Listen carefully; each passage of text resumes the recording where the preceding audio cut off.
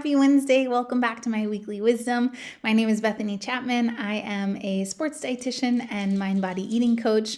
I'm the owner of PNW Nutrition, and my ultimate goal is to support athletes in fueling for performance while also creating a nourishing relationship with food, body, and life. A few weeks ago, I brought up the topic in conversation about good food and bad food and why it's really important that we reframe those thoughts and beliefs. This week, I wanted to circle back and actually discuss a little bit further of how these negative thoughts can actually impact our body's ability to optimally digest and absorb food.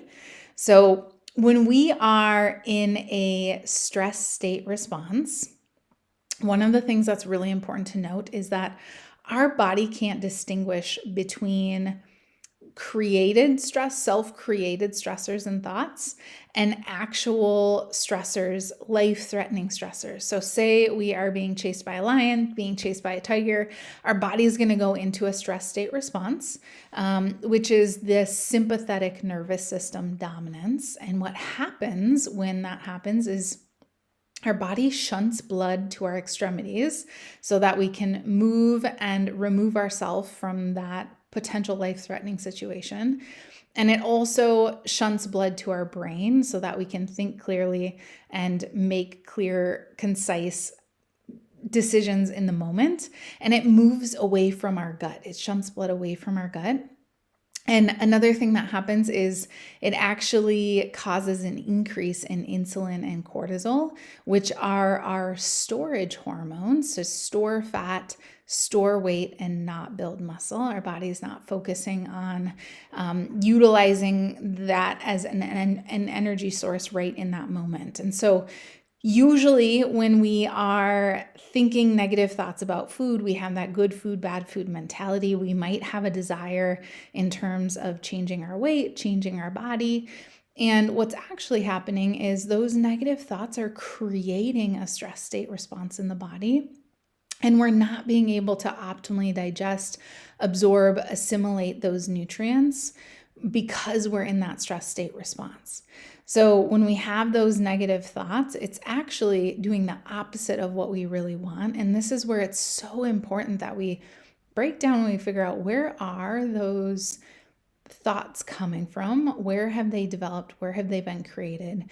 And this is really all part of the mind-body nutrition piece, is studying and understanding how digestion, absorption, calorie burning, assimilation of nutrients are all tied into and connected to our mind, our emotions, and our lifestyle. And the psychophysiology is how thoughts, feelings, beliefs, levels of stress and relaxation, as well as the amount of pleasure and awareness, directly influence how we metabolize a meal. So if we can work through some of those negative thoughts and emotions, and it might be related to food, it might be related to body. There's a lot of different things that come up when we are feeling uncomfortable in our skin, with a lot of diet culture, diet mentality surrounding us. And all of those negative self-talk is going to influence our body's ability to really optimally absorb and get the nutrients that we really want to get out of that meal. So even if we are eating the healthiest meal possible and balanced in terms of the nutrient piece, that's only one piece to the puzzle, right? We're not going to get all those amazing nutrients out of that meal if there's a lot of negative self-talk and stressors going on and those beliefs popping up in our mind, because it's going to impact our ability to actually get the nutrients that we need out of that meal. And likewise, if we're eating a tasty treat or some sort of junk food, but we're in a relaxed state, we're savoring every single bite and really enjoying it, we're going to absorb that food so much differently. So I wanted to bring that into conversation, kind of bring back the good food, bad food mentality conversation of why it is so super important that what we're aware of our thoughts and what we're thinking, and really shifting a lot of those negative self-talk rather around body image, around food, and we're shifting that language to really optimally digest and absorb that food. So next week, I'm going to talk a little bit about cephalic phase digestion, which is the head phase of digestion. And that's going to go a little bit deeper into how do we go about really optimizing and getting in that rested and relaxed state.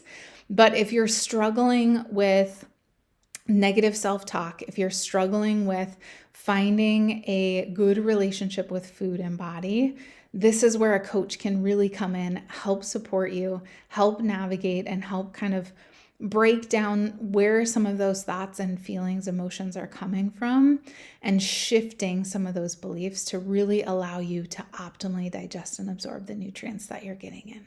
All right. So if you have any questions, don't hesitate to reach out. And I hope you have a wonderful week.